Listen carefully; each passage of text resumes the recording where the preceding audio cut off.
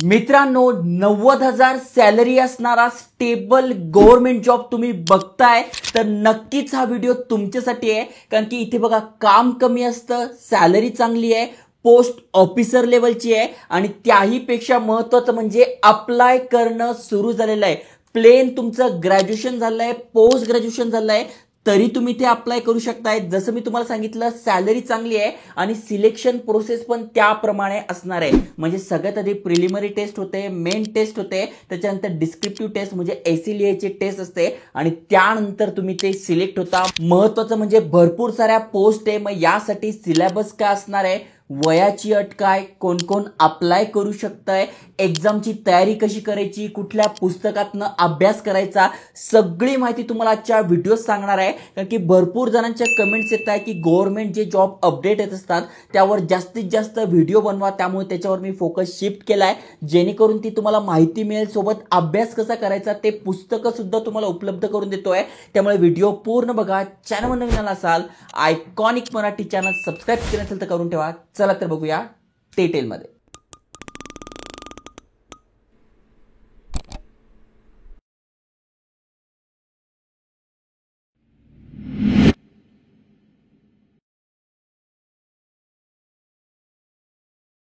मित्रांनो तुम्हाला स्क्रीनवर दिसू शकताय नॅशनल इन्शुरन्स कंपनी लिमिटेड, जी की गव्हर्नमेंट ऑफ इंडिया अंतर्गत येते. त्यामुळे हा गव्हर्नमेंट जॉब आहे.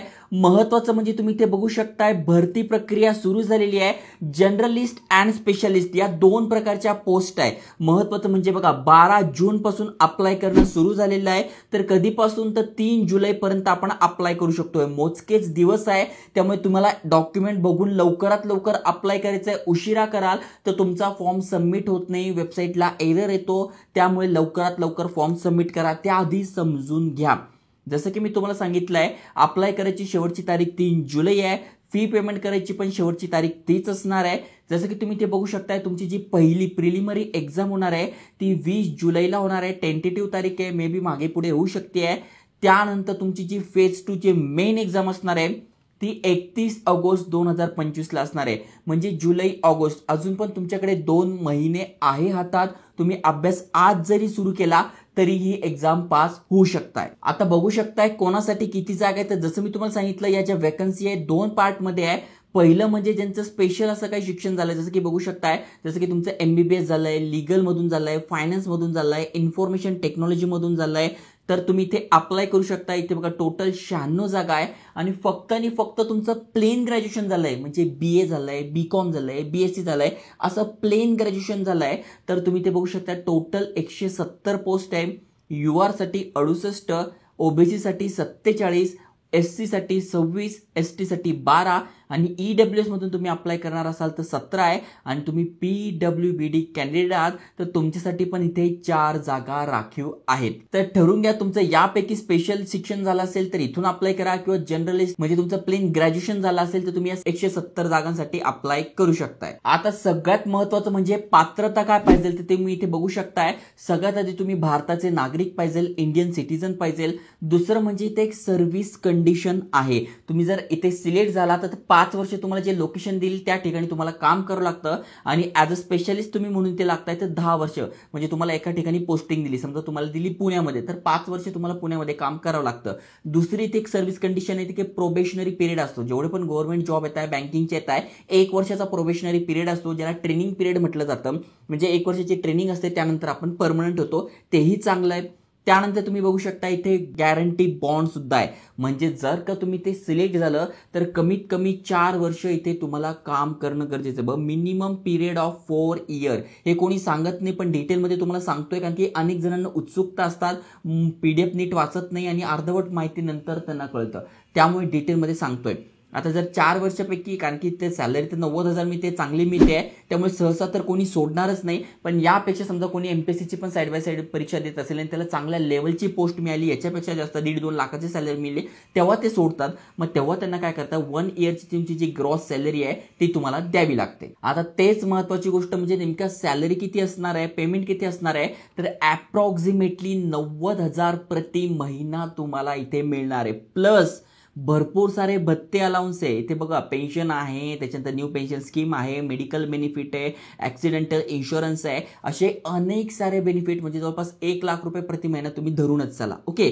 त्यानंतर एज्युकेशन क्वालिफिकेशन काय पाहिजे, तर तुम्ही स्पेशलिस्ट पोस्टसाठी अप्लाय करताय तर मग बघा MBBS, लीगलमध्ये काय पाहिजे, ग्रॅज्युएशन किंवा पोस्ट ग्रॅज्युएशन इन लॉ पाहिजे.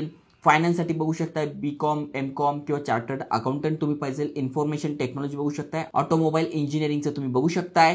पण ज्यासाठी जास्त जण अप्लाय करू शकताय ते आहे जनरलिस्ट ऑफिसर, ज्यासाठी फक्त ग्रॅज्युएशन पोस्ट ग्रॅज्युएशन पाहिजे एनी स्ट्रीम. ओके. यामध्ये अट एकच आहे की तुम्ही जर ग्रॅज्युएशन केलं असेल तर 60% पाहिजे ग्रॅज्युएशनमध्ये किंवा पोस्ट ग्रॅज्युएशनमध्ये 60% पाहिजे. पण जर का तुम्ही SC ST मधनं आहात तर 55% जरी पडले आहे तरी तुम्ही इथे अप्लाय करू शकताय. आता वयाची अट किती पाहिजे, तर तुमचं वय 21 ते 30 पाहिजे. 1/5/2025 रोजी तुम्हाला तुमचं वय कॅल्क्युलेट करून घ्यायचं आहे.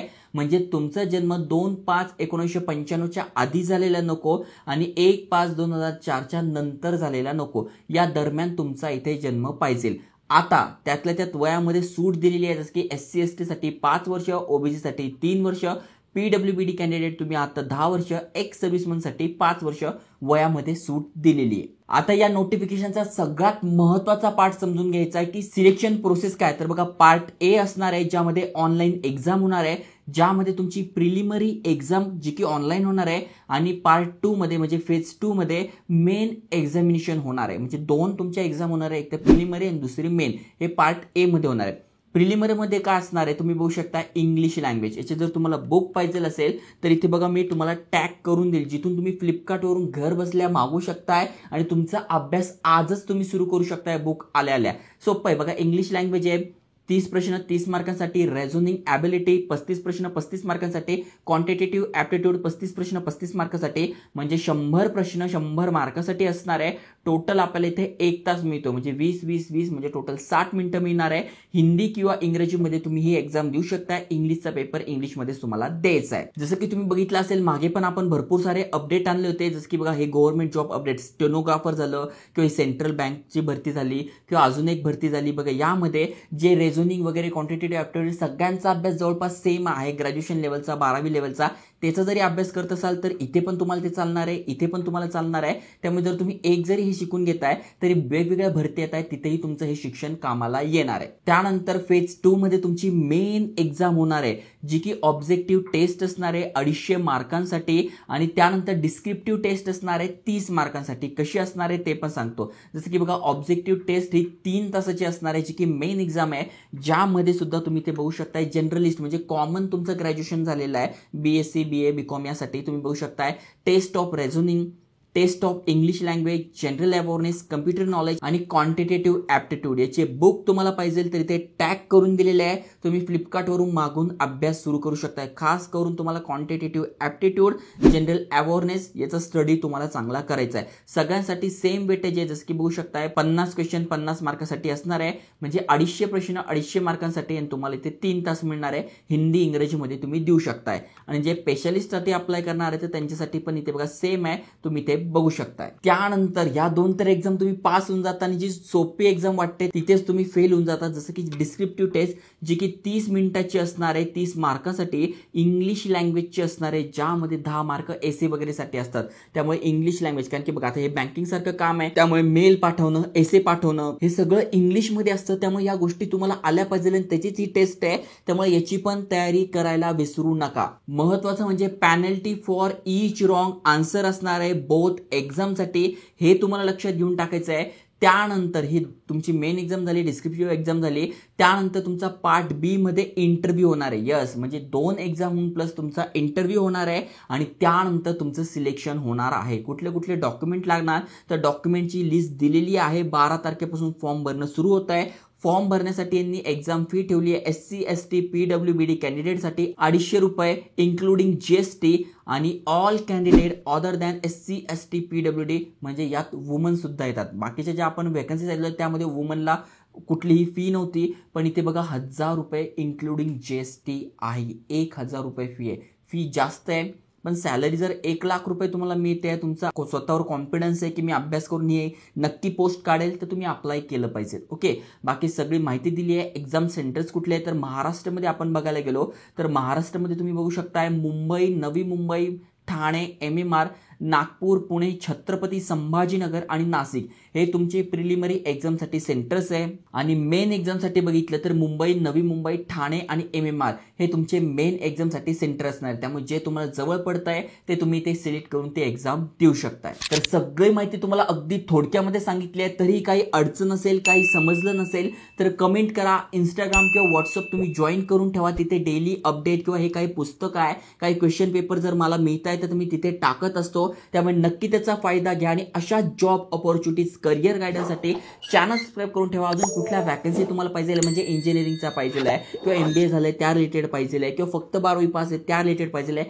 नक्की कमेंट करत चला. मला समजतं आणि त्या वॅकन्सी मी तुमच्यासाठी आणतो. जय हिंद, जय महाराष्ट्र.